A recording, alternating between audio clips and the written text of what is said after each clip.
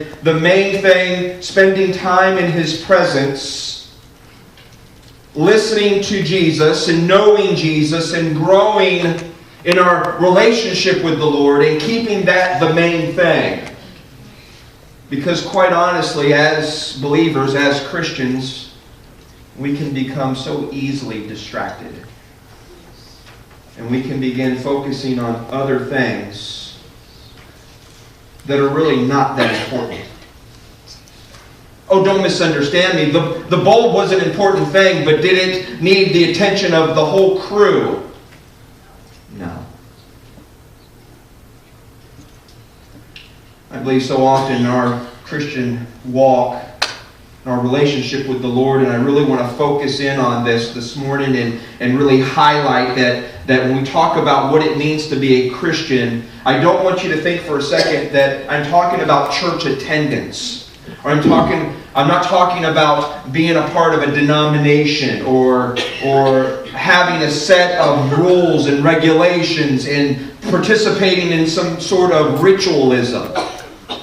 No, I don't want you to misunderstand me that when I talk about what it means to be a Christian, I'm talking about our relationship with Jesus Christ.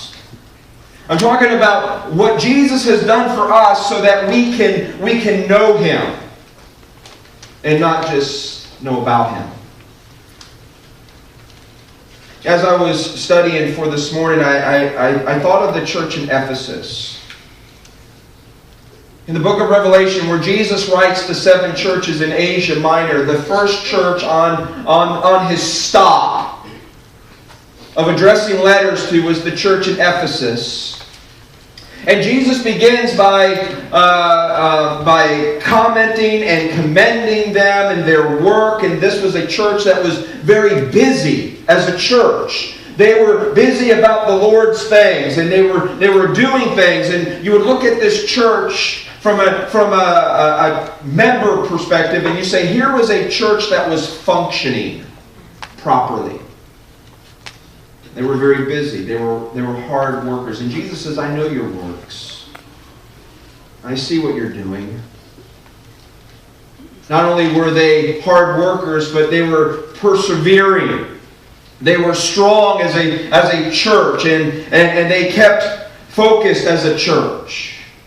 They were persevering. Not only were they strong, they were sound in their doctrine. Jesus says one thing that you have is that you hate the doctrine of the Nicolaitans.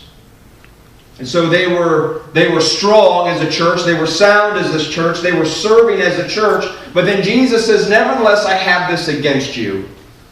And He says, you've left your first love. And I think that that's very possible. Not only as a church, but individually as believers, is so often we get distracted by other things that we leave our first love.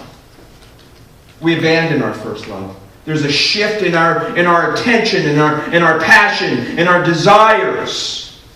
That one time we used to be focused on our first love and worshiping Him, and then it just becomes routine. We kind of just go through the motions. You would have to admit, sadly, that when you're dating, there's so much more to that relationship. There's sacrifices that are made, and there's cost that is involved, and there's time that's involved. And I remember, when I was dating Heather, man, there was no cost I wouldn't pay. No sacrifice. I mean, she was living in Baton Rouge, and I was living here, and we didn't have unlimited calling plans. No cell phones. And I could easily, in 1 month, rank up a $600-700 phone bill. Just in long-distance charges. But you know what? It didn't matter. As long as I got to hear her voice every day, I was happy. No cost. Too high. Time. Oh, I couldn't wait. I couldn't wait for us to spend time together. Go out on a date. No sacrifice. Too great. Oh, guys, you know what I'm talking about, right? Then comes marriage. Then comes a baby carriage. And it's all over. Life sets in. And then you just seem like you're just going through the routine in life. Oh, don't misunderstand me. I love my wife. But the real question is, the intimacy that we had in the beginning, is it the same as today? I'm not going to answer that question. But I do want to use it as an example or an illustration. The same intensity when you came to know Jesus Christ as your Lord and Savior and you were dating Jesus. You know, those early years, those early weeks, those early months when you met Jesus. It was so sweet. So sweet. And then life took over. Not that Jesus isn't sweet anymore. But we tend to get in some rut. Some routine that it just becomes the norm. We're just spinning our wheels. Not really gaining any distance or traction. And I would even dare to say sometimes we're focused on an 83-cent bulb